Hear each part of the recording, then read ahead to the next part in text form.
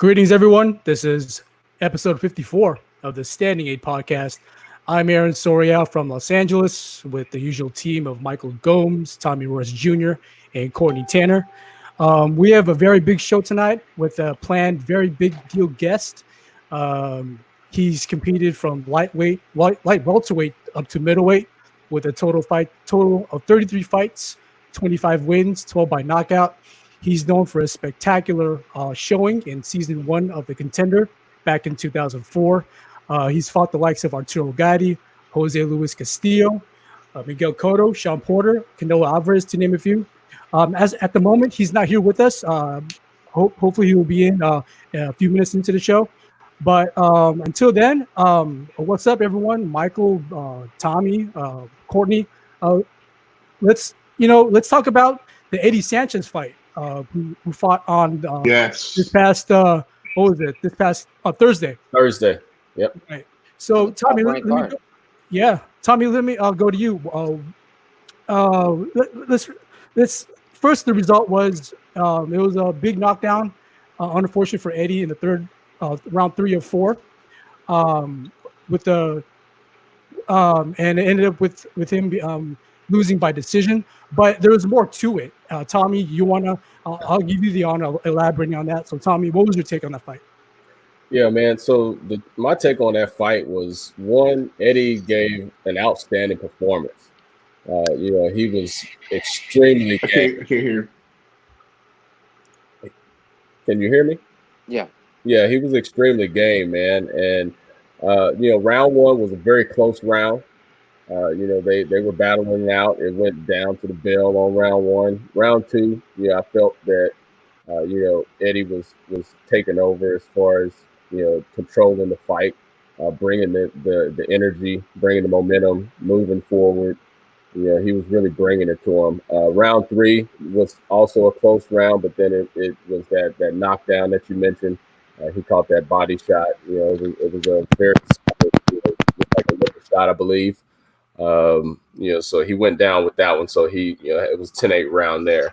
Round 4, and before we even get to round 4, I'll say that, when he went down, he was clearly down on his knee and he was punched, to the head, and it was not a light shot. We've seen plenty of other shots of the likes, end up in a DQ. So I will say that that could have very well been something that could have stopped the fight right then with the DQ. But it changed the fight. It changed the way Eddie was fighting. How he approached it. He was a little bit more cautious.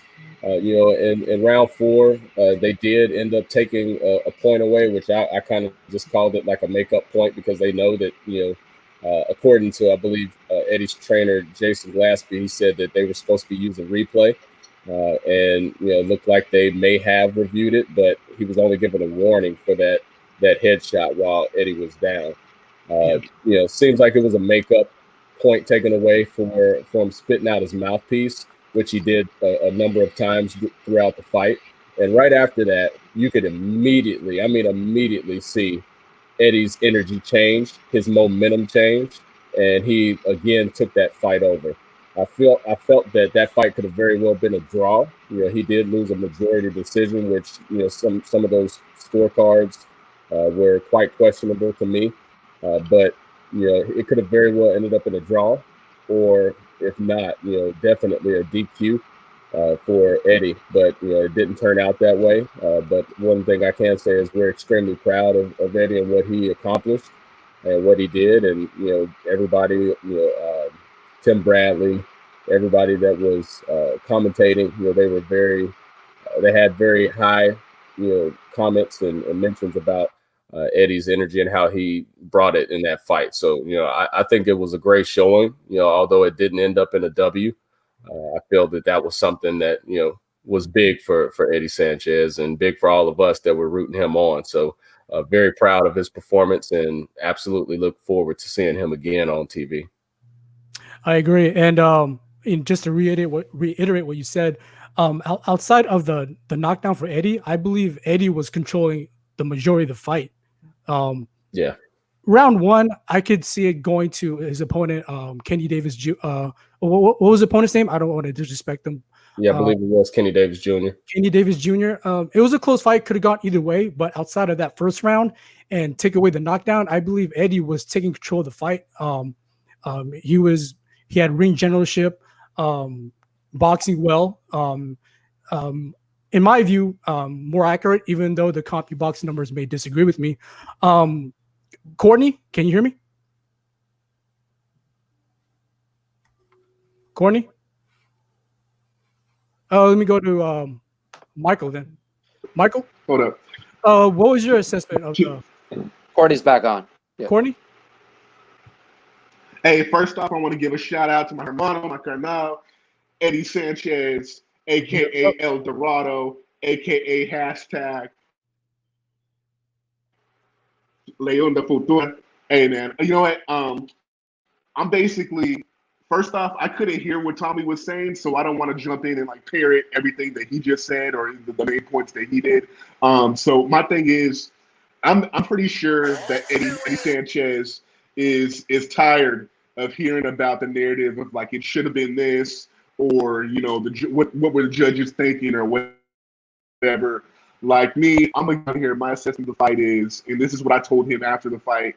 That was just an amazing performance for your television debut. Whether it was a win, a draw, or a loss, I don't think Eddie Sanchez could have made a better debut on national television than he did against Kenny Davis Jr. Man, hell of a performance, hell of a fight. You know what I'm saying? Those are the fights you want to be in if you're on TV. If you're not just, you know, a touted prospect who's been in there to bulldoze a guy.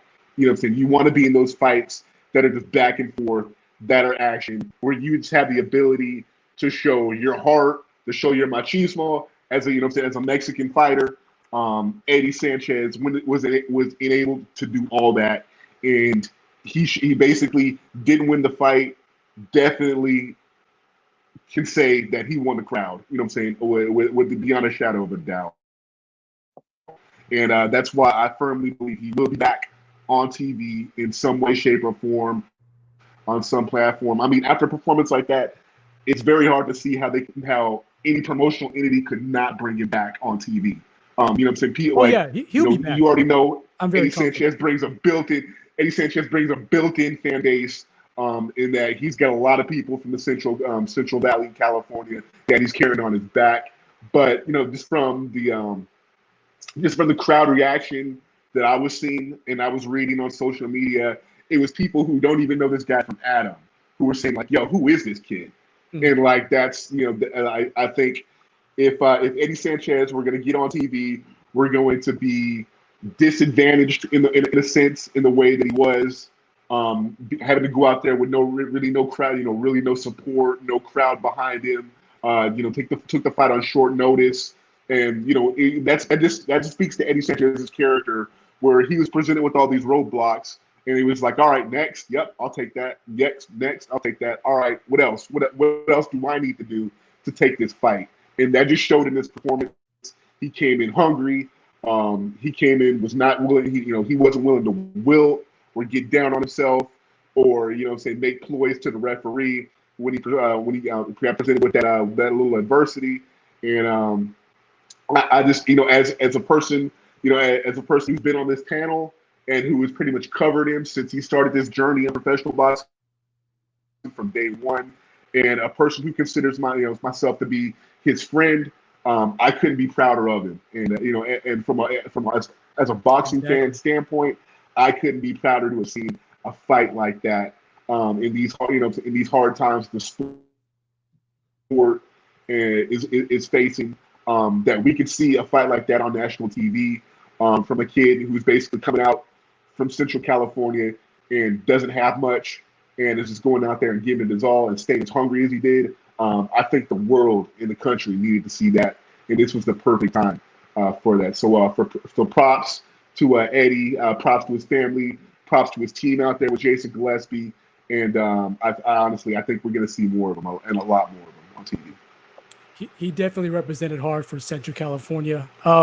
Michael Gomes, what was your take from Eddie's performance? on his televised debut on Top Rank ESPN. So, I mean, obviously Eddie wanted to leave there with a W, and he didn't. But more importantly than anything else, his debut, for Top Rank was, in my opinion, stellar.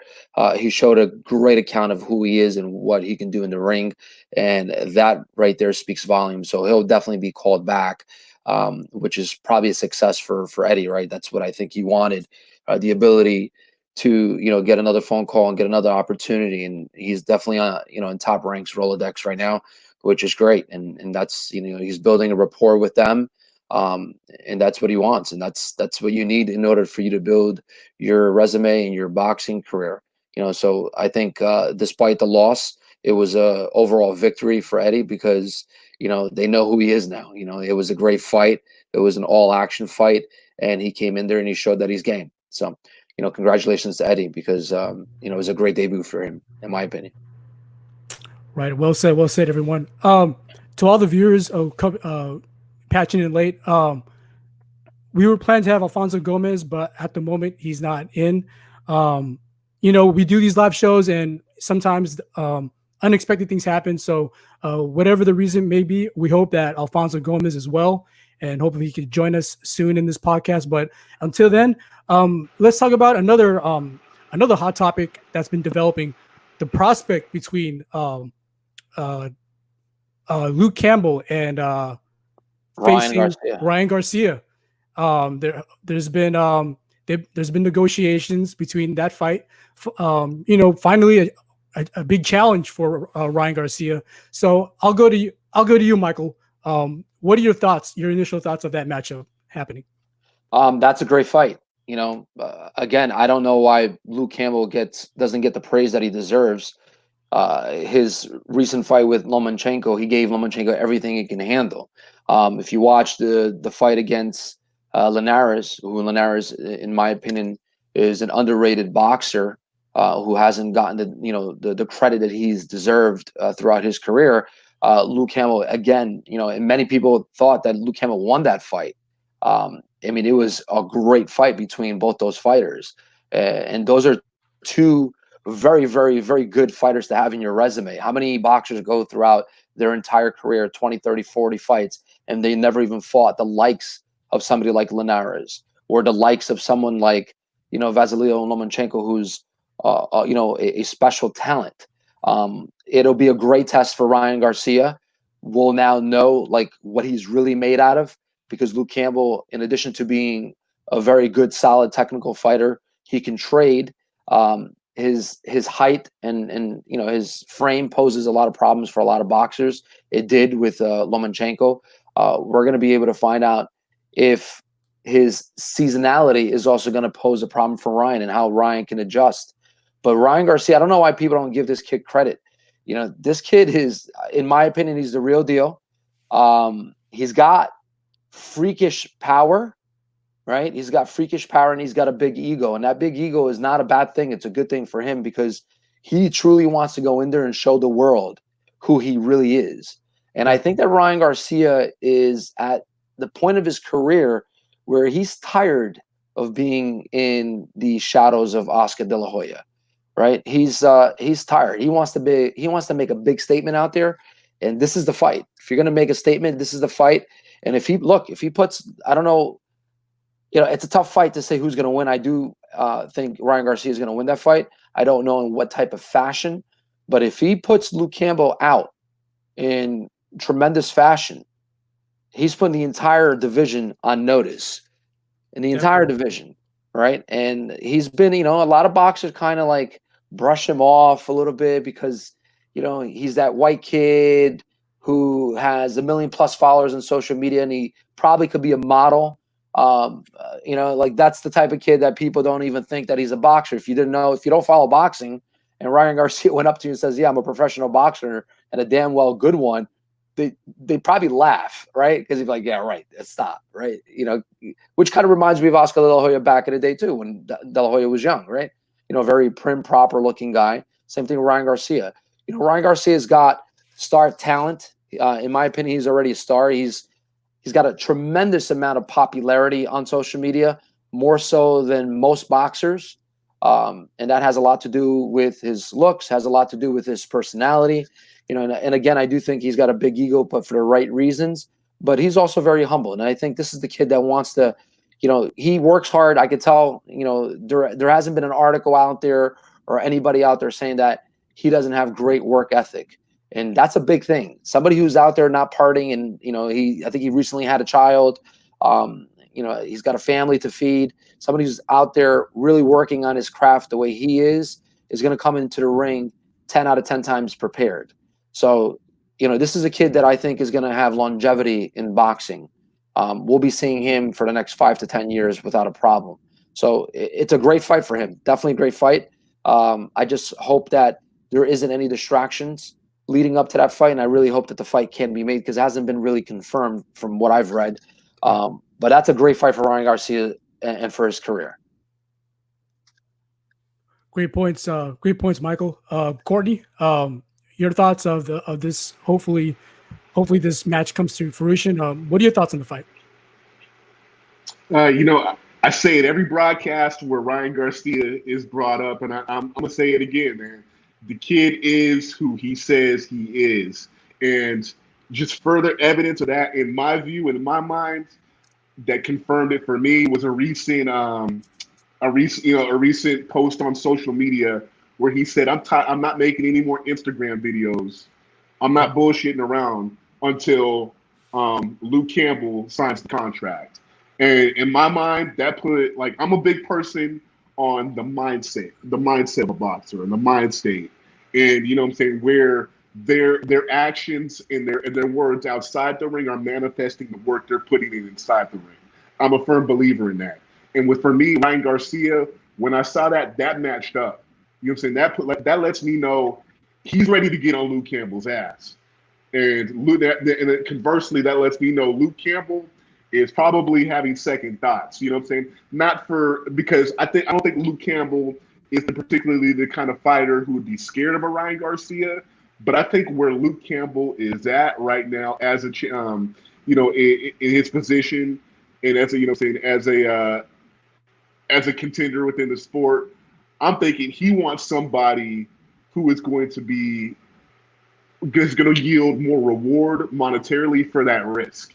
And with Ryan Garcia, that's a big risk in that, he stands to lose to somebody who is pretty unseasoned in the game.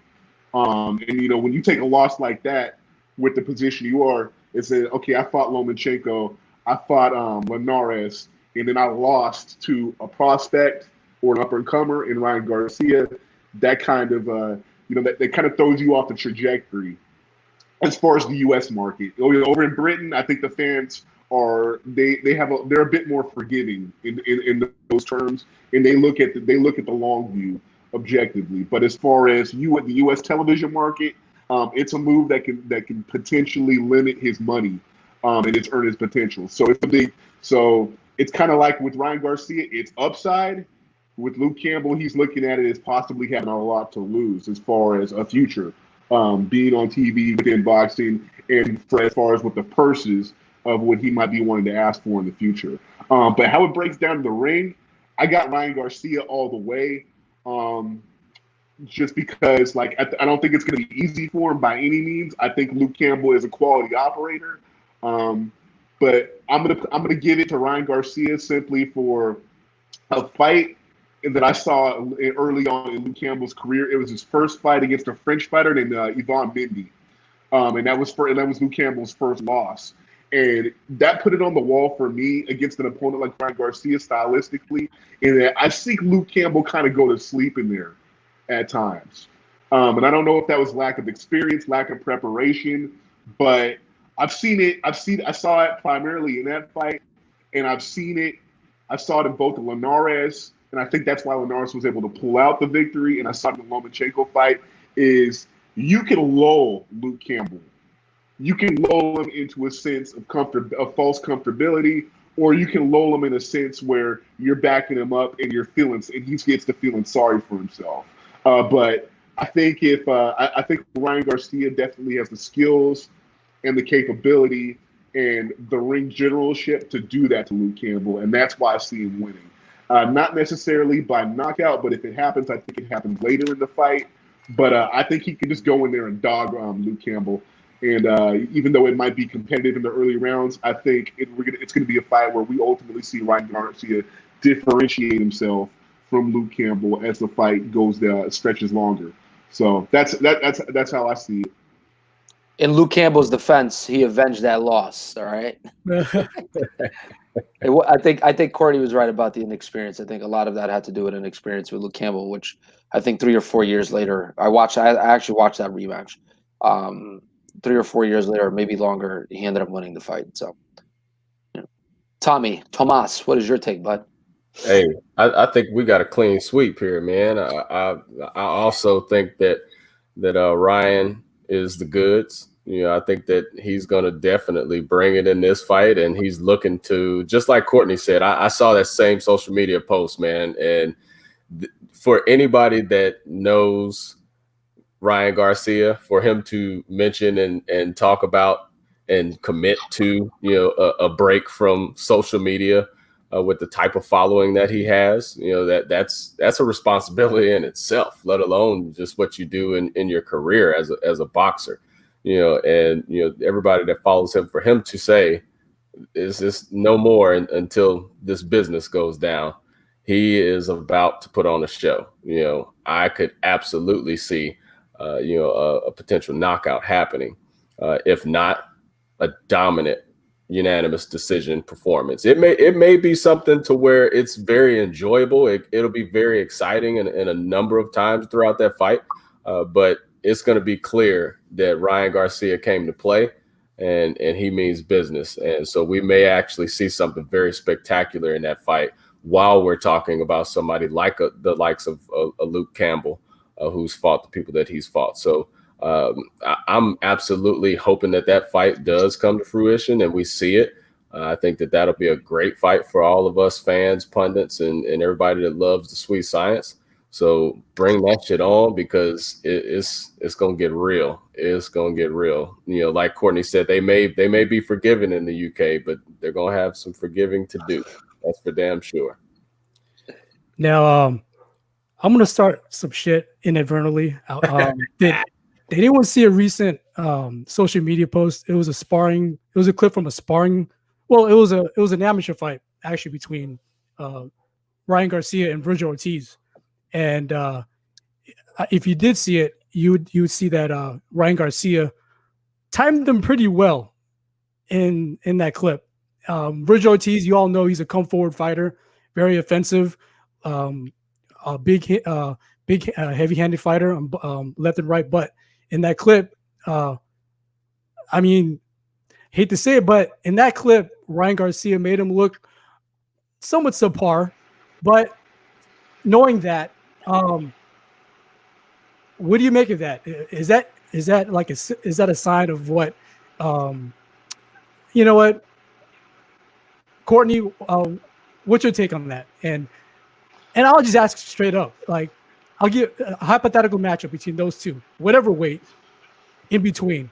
How do you see that match? Man, you're coming out. Hey, you're trying to start some serious battle on the show, man. Especially, saying the dudes. We're hoping to have both of them on the show one day, man. So, hey, Virgil Ortiz, if you're out there, man, if you want to come up in here and get your honor back, man, and fucking tell my man Aaron what's up, hey, feel free to do that. Hey, we welcome that. Hey, we're all about the smoke. We're all about the smoke. Nah, but in all seriousness, man, I think as much as I like Ryan Garcia, Virgil Ortiz, he reminds me of a young Tito, man. Just vicious. Just vicious, man. And I think where he's at right now at 140, and where Ryan Garcia would have to come up in weight to take that, he'd have to come up 5 pounds. I think the advantage. I think the advantage heavily. I wouldn't say heavily, but that's the advantage significantly goes to Virgil Ortiz, right? Just because of he's where he's at, the power he's displaying, 5 pounds north, and he's settled in, and the way he's digging off an opponent's asses. I think I think that would I think that definitely gives him the advantage right now in a head-to-head matchup against Ryan Garcia. Um, but as far as the amateurs, I'm a firm believer too. That's almost, especially in the older scoring system that facilitated Of course. different strategies within amateur boxing. I think that's like almost an entirely different sport than the pro game. So I don't really base a lot off of sparring. I really don't base a lot off of amateur fights where guys are often fighting where they're, I'm saying, they're not really developed at the time. So, but I mean, as far as, I mean, that can be taken either, either one of two ways. Where Ryan Garcia is trying to get that psychological edge or that psychological advantage or take that dig, or where you have a Ryan Garcia who's trying to reassure himself of something based on what he's seen from Virgil Ortiz now. But I mean, if I'm pressed to pick one of the two right now, seeing where they are and where they are at currently within their careers, I got to pick Virgil Ortiz at the moment. Michael, any thoughts on that? Yo, you're on mute. I got to second that motion. Sorry, guys. Yeah, I got to second that motion. I mean, Virgil Ortiz obviously is has more experience in the ring than Ryan. I just think that Ryan, give him another 2 or 3 years. I think that Ryan at that point then would probably win. Ryan has freakish, not just power, but he also has freakish speed. I actually watched a replay of him and Devin Haney in their amateur fight. They fought twice back in 14 and 15.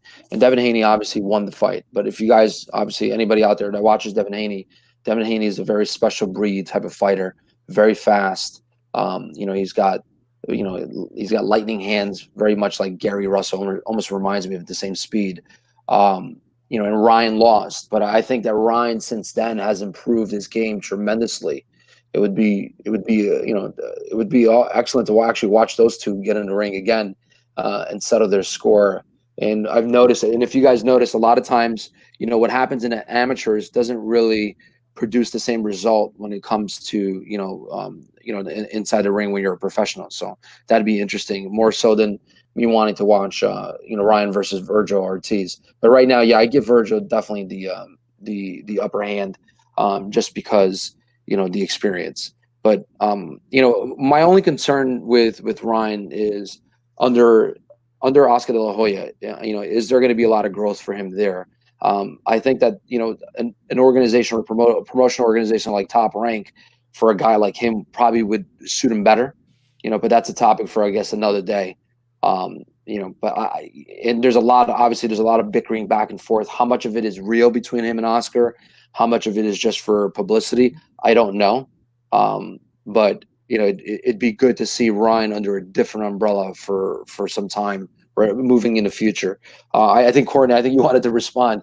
He looks eager to respond. Also, I'm pretty much going to piggyback in accord with what you're saying as far as down the line with Ryan Garcia too. I think down the line that the advantage is going to swing back his way because of the development factor. That's two different schools. That's Robert Garcia versus Eddie Reynoso down in Mexico. Mm-hmm. Who is obviously trained, arguably the number one guy in the game, Canelo. If you see where Canelo, how they brought Canelo along and what he's blossomed into under their tutelage, I think that's going to lend for Ryan Garcia to have a more viable career down the line. Virgil Ortiz, as you can see kind of with him stylistically, as he goes up in competition, I think he's going to be prone to get hit more and go in there and be willing to bang with these guys a little bit more. As far as we're with Ryan Garcia, I see a little bit more technique. I see a little bit more well-roundedness developing with him as far as his ability to move, his ability to use his feet, and basically use his head, which is the most important factor in the ring. So I'm completely in accord with Mike. on that as far as where they're at, as far as who is behind it and who is developing them.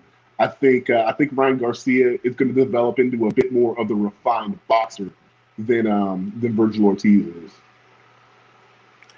Tommy, before you input your thoughts, I just want to preface the reason why I brought that clip is not really so much to like. Also, I don't want to shade. I didn't mean to shade Virgil Ortiz. I just want to put that out there. I just found it interesting, that clip. Hopefully, you guys see it after the show.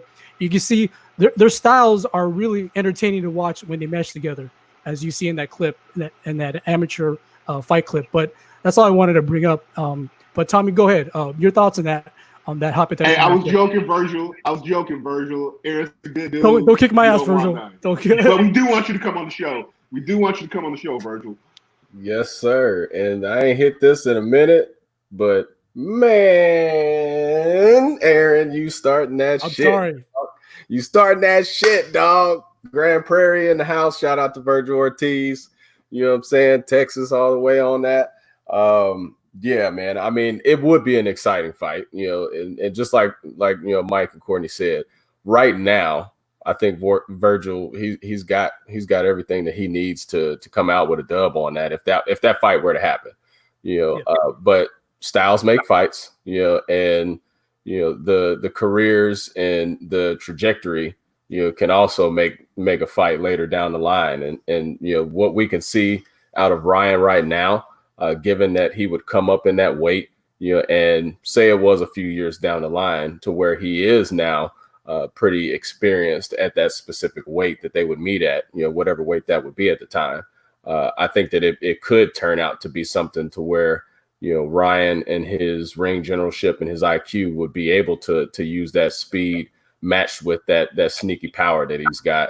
And he could very well pull out that fight. But right now, Virgil got them goods, man. I don't know if Ryan would be able to necessarily take that, during the course of an entire fight right now. And I definitely don't see Ryan knocking him out right now. I don't think that that's a question at all. I think that if he were to win that fight, it would have to be, a decision win. So that's what I got on that one. And Grand Prairie going to pull that one down if it happened right now. So Aaron over there starting that shit, dog.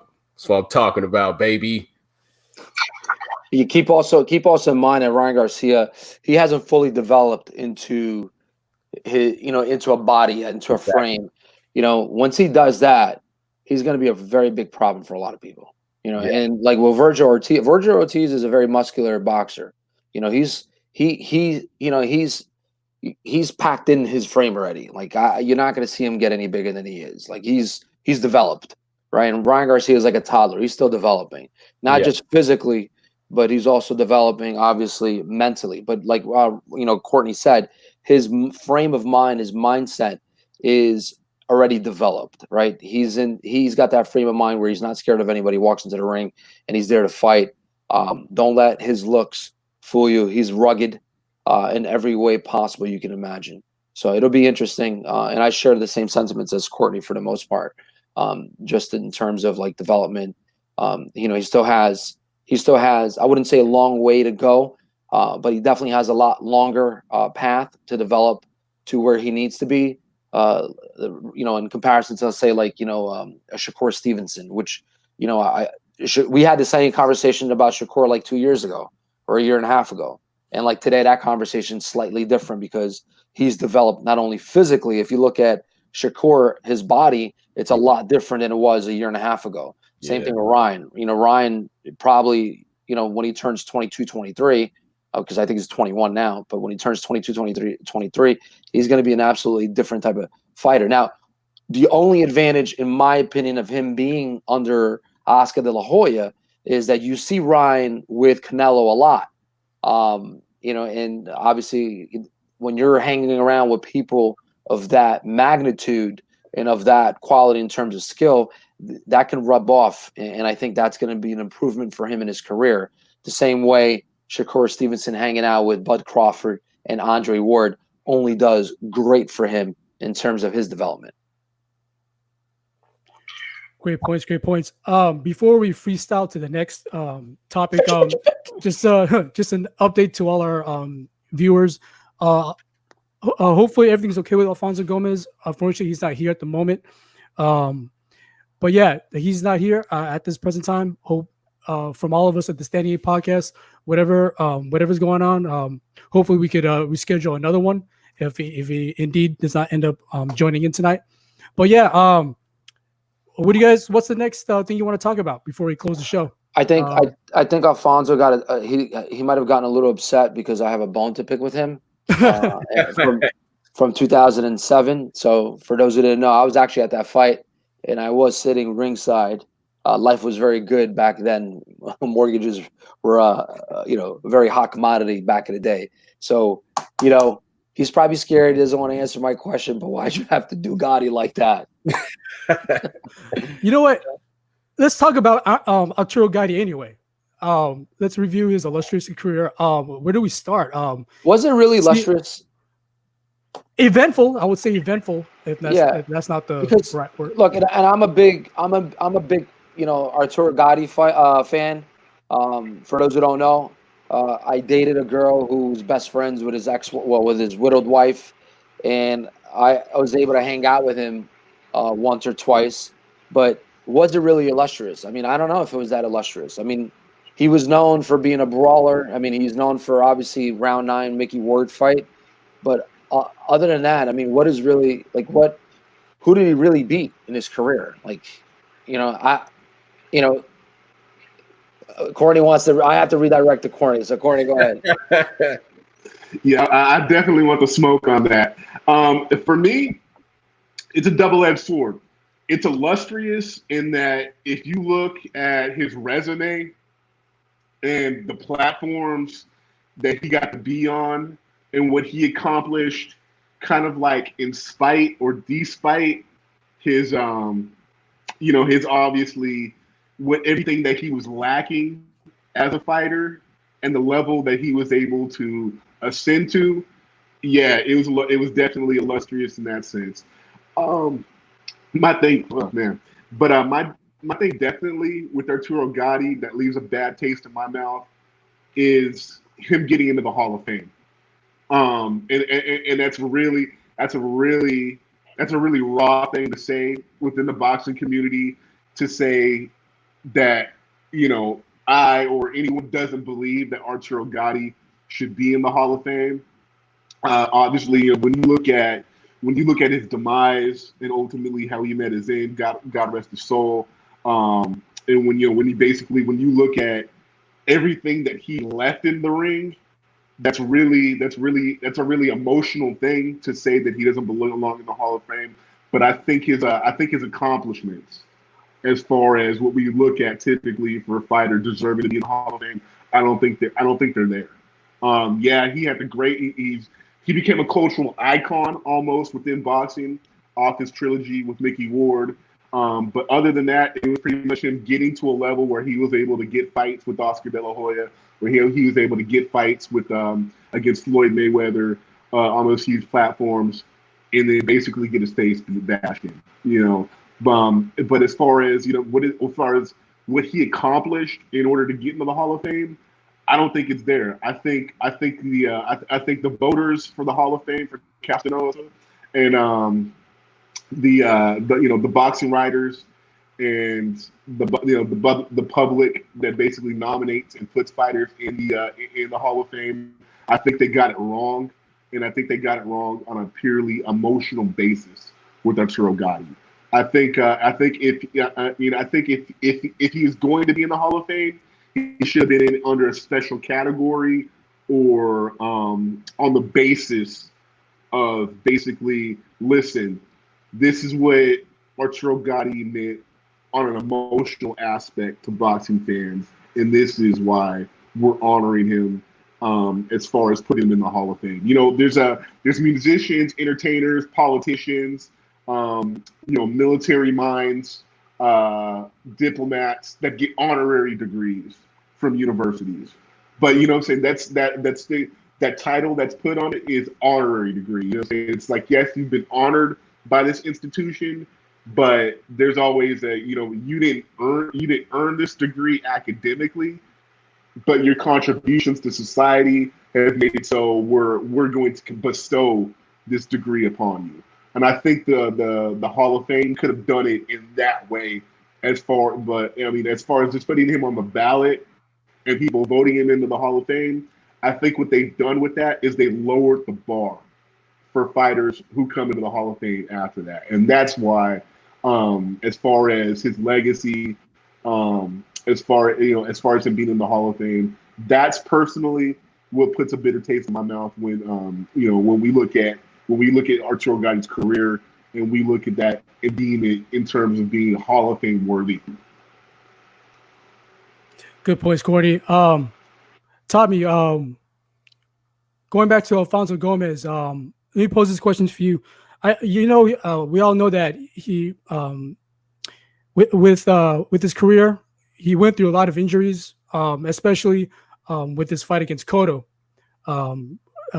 He was still, those injuries he from his fight prior was tacky. From that hard fought win, he was still kind of not fully physically at peak when he fought Cotto.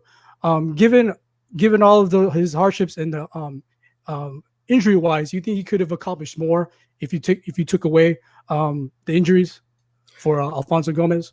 Yeah, man. I mean, do I think he could have accomplished more? Yes. Had he not had those injuries, because one thing about Alfonso Gomez, yes, he rose from the contender.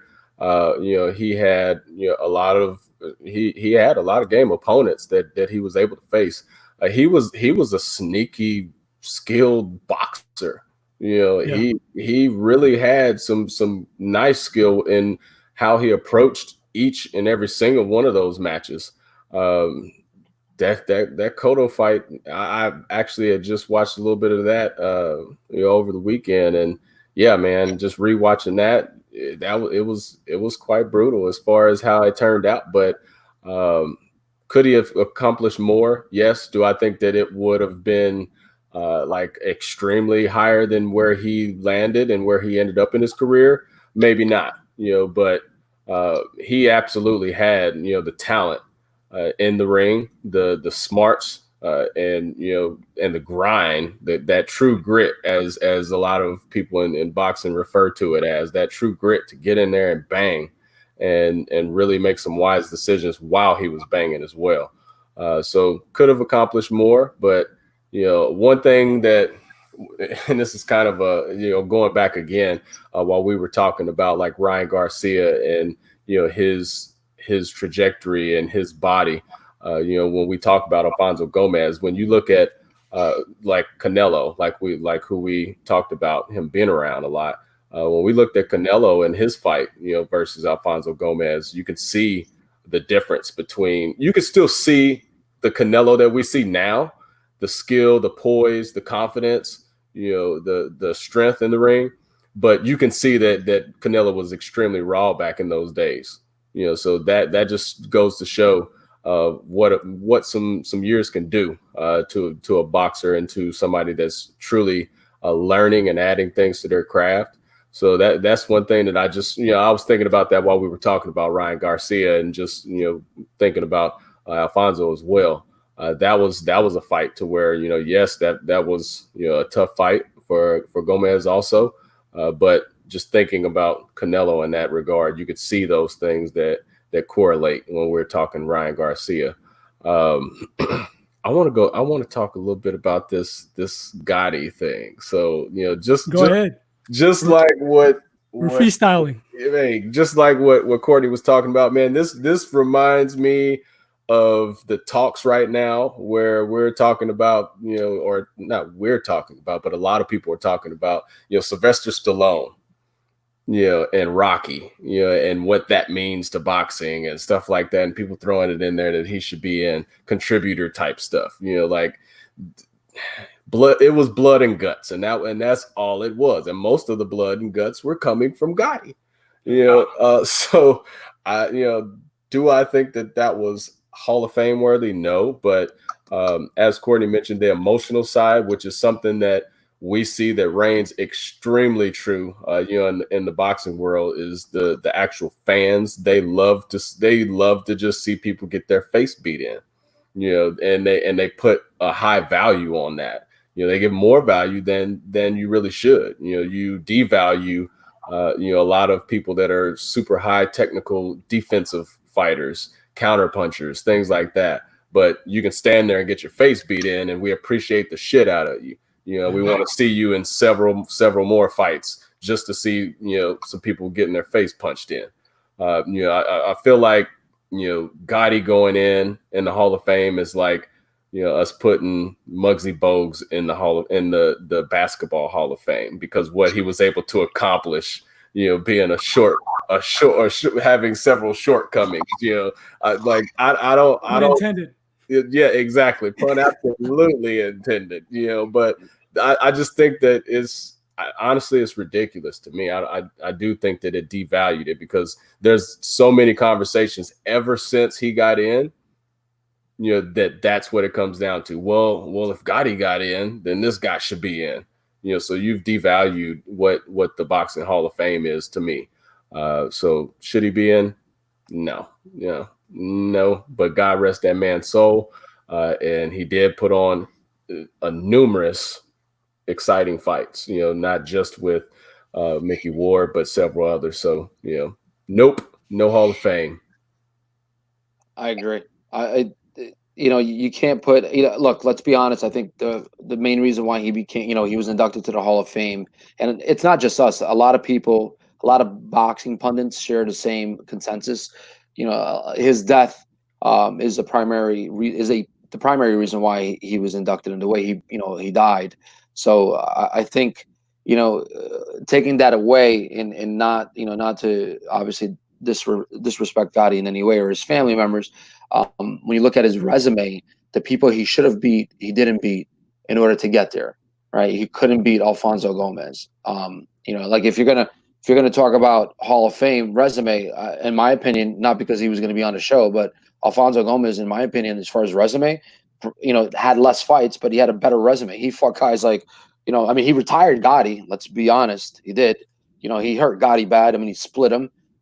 He split his lip in that fight. I remember. It was a bad split. Gotti went to the hospital immediately. He retired Juan Castillo, no matter how old Juan was at that time. Jose Castillo. I know he was like 37, 38, but he still retired a legend there. He avenged the loss against what was his name? Oh God, was it Manfredo? Did he fight Manfredo the third time? Did he fight Manfredo the third time? I'm trying to remember. He lost to Cotto, which from an injury, he was still dealing with that right hand that he broke in the Taki fight, right? And it was very clear. And if you look at his career from start to finish, he's been plagued with injuries. And, still a guy with 33 fights, 25 victories, and 6 losses only. How many people we've seen? Manny Pacquiao's got more losses than that. How many people we've seen, and I'm not comparing the two, obviously, completely different, but how many people we've seen that are in the Hall of Fame that have more losses than 6 losses? There's a couple guys out there. He gave, Alfonso Gomez gave, I watched that fight. I remember that fight very, very vividly. And if you want to start talking about when, and I'm a fan of Canelo, but in that fight, you already started seeing, signs of him being protected. I watched that fight. I remember that fight very vividly. We could argue that Alfonso won rounds 1, 2, 3, 4, and 5. It wasn't until round 6 that Canelo, got him, and then it wasn't until up to the point where they stopped. And in my opinion, and not just my opinion, the opinions of many people, because I still remember that fight, it was a premature stoppage. When Canelo was loading up, he was blocking, shots. Was he hurt? Yes, he was. But how many times we've seen Keith Thurman was a lot more hurt against Luis Castillo fight than Alfonso was in the Canelo fight. And then you look at the scorecards, and Canelo was up as if he won almost every round, right? He gave Canelo problems in that fight, lots of problems in that fight. So Ward being in the Hall of Fame, I don't know. I wouldn't put him in there. You can't just because of guts and glory. It is what it is. He lost the first fight against Mickey Ward, who, let's be honest, Mickey Ward wasn't he wasn't an A-list fighter. He won the next two. He's most. I mean, when you talk Gotti, I mean, he's most known for that one round where they're trading shots, which I still to this day don't know how either of those fighters stood up. But I do know that both of those fighters were never the same after those fights.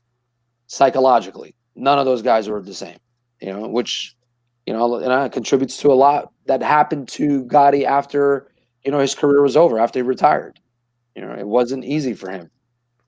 Taking that kind of, it's not easy for any boxer taking that kind of punishment. And he did take a lot of punishment, lots of punishment. It's not, that's today you start to see that boxers don't want to have the same type of career as Mickey Ward and Arturo Gatti. They want longevity. If anything that Floyd has taught the next generation is that you want to last in boxing. You don't want to leave hurt. You don't want to be like Muhammad Ali. You don't want to be like Shane Mosley, right? You don't want to be like those fighters. Right.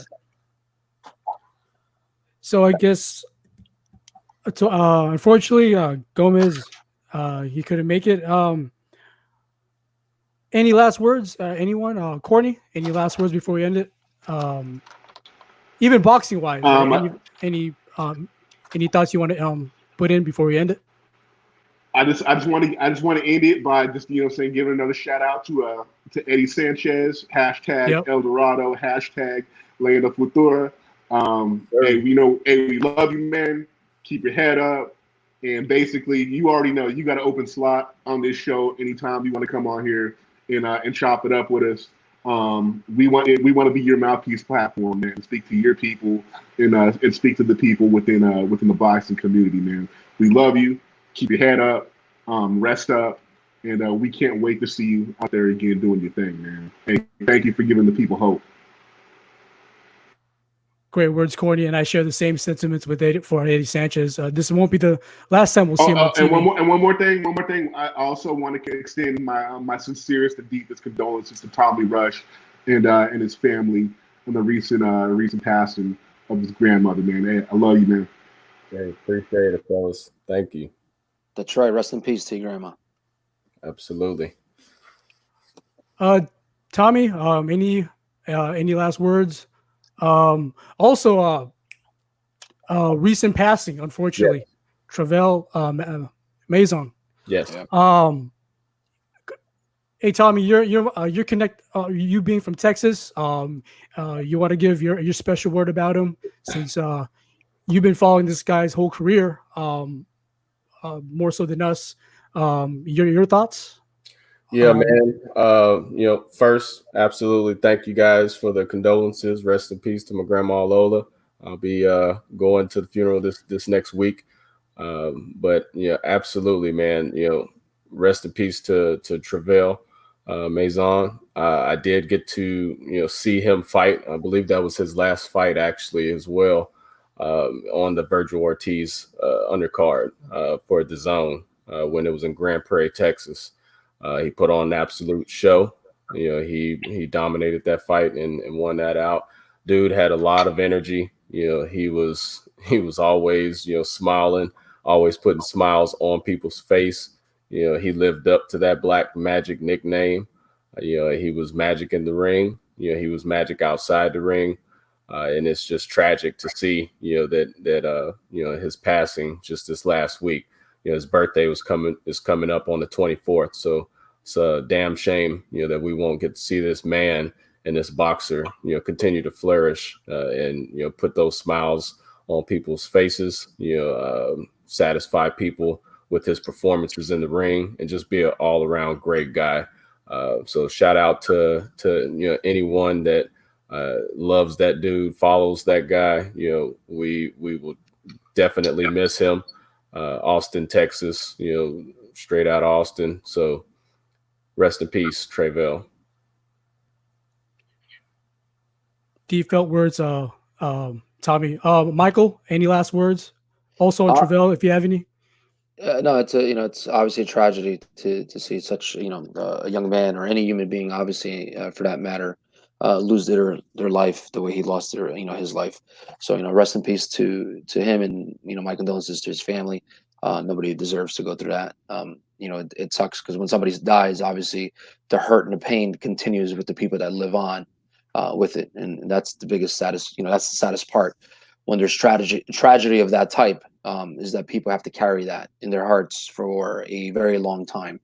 But rest in peace to him, and on a lighter note, hopefully everybody here and their families are well, and Thank you. I'm looking forward to getting Alfonso Gomez back in here.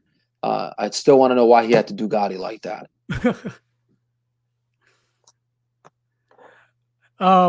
Courtney, any thoughts on Travell Mazion? Especially he was under the tutelage of Ann Wolf. He could have obviously gone very far under that tutelage. So your thoughts on this amazing fighter? Look what she did with Kirkland. Yeah, man, definitely a tragic situation with just a rising star extinguished. I mean, you can chop it up to that, man. Obviously, 2020 has hit us, and I just feel like everybody has gotten touched in 2020, man. It's just tragic, man. Whether you look at world events, where you look at people's health, within people's families, the sports world, it's just been a year. It's just been a year of losses, man. And just a horrible way to start the new decade. In which I feel initially started out with so much hope and enthusiasm within boxing, within the country, within the world. And I just feel, I just feel like we're all feeling it, but I feel, definitely not trying to prophesize to people, but me being a person of faith and a believer in God, I just believe that certain circumstances happen to draw us all together, and I think unfortunately, it might be the blessing in the end that we're all brought together through a shared tragedy, in a sense, in that everybody can come together because now we all know how it feels to take the L's, to feel the losses, to feel the lack thereof of our loved ones, of the things we love in this life. And I just hope that what comes out of this year, what comes out within our country, what comes out through our political institutions, through boxing, through sports, is that we can all recalibrate, we can all refocus, and we can all come together in a shared sense of we've all lost something, we've all experienced loss. Now, in us knowing that and knowing how that feels, we can all come together to make things better and to hopefully make things better than they were before for the future generations, for our children, for our future grandchildren, and basically for the world and for everything and everyone who comes after us. And I hope that's the renewed spirit and that's the renewed hope we carry forth and we take into the rest of 2020 and beyond to 2021. great words, Courtney. Tommy, you wanted a redirect? Go ahead, man. Yeah. So one, shout out to you, Courtney, for everything that you're doing out there, protecting our country, man, and serving. We absolutely salute you for everything that you do, man, and love you. Be safe out there, brother. Absolutely. Your sentiments on 2020, fuck 2020, bro. This shit is wild. Even when we talk about 2020 and we deal with the things that we've dealt with COVID-19 and things of that nature. Just another mention, somebody we just had on, Eddie Vasquez, that was set to be on that card where Eddie Sanchez fought on. He had his fourth, count it, 1, 2, 3, 4 opponents in a row come down with COVID-19 and ended up having to cancel his bout. So, keep grinding, Eddie. Let's link up, man. Let's talk. Do what you got to do. And we know that we will absolutely be seeing you on the big screen very, very soon. And you absolutely have our support, man. Out of Arlington, Texas. Keep grinding, keep banging, and we'll see you. Great words, everyone. Michael, Courtney, Tommy. Again, everyone, thank you for all the viewers and followers. Thank you for tuning in live. Just to give one last update, whoever tuned in late, Alfonso Gomez wasn't able to make it tonight. Hopefully, we'll get to do another. We'll correct that in another episode with him. I'll reach out to him. So whatever's whatever the reason that may be, hopefully everything's all right with Alfonso Gomez. But having that set aside, Tommy, Courtney, Michael, everyone watching, have a great night. Good night, Anthony Saldana, Will Montero, all our partners, Hector Franco, Joseph Correa, shout outs, everybody. Love. Peace. Sean Fitzgerald of Just Boxing Live. I know you're watching us. Shout out to you, man. Hope everyone, shout out to you, man. And yep. Good night, everyone. Episode 54 in the books. Later.